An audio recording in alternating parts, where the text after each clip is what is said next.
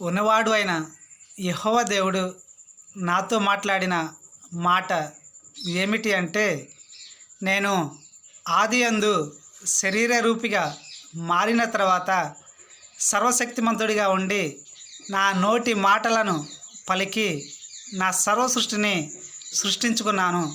నా సర్వ సృష్టిని నా కోసమే, నా ఆనందం కోసమే నేను సృష్టించుకున్నాను. నా సర్వ సృష్టిలో కొన్ని వేల గెలాక్సీలు ఉన్నాయి. అవన్నీ కూడా తిరుగుతున్నప్పుడు, ఆ లోకాలు అన్నీ తిరుగుతున్నప్పుడు వాటి నుండి వచ్చే ధూళితో మరికొన్ని లోకాలు ఏర్పడ్డాయి అని దేవుడు చెప్పాడు. ఇంకా నా సర్వ సృష్టిలో అగాధాలను కూడా నేను సృష్టించుకున్నాను.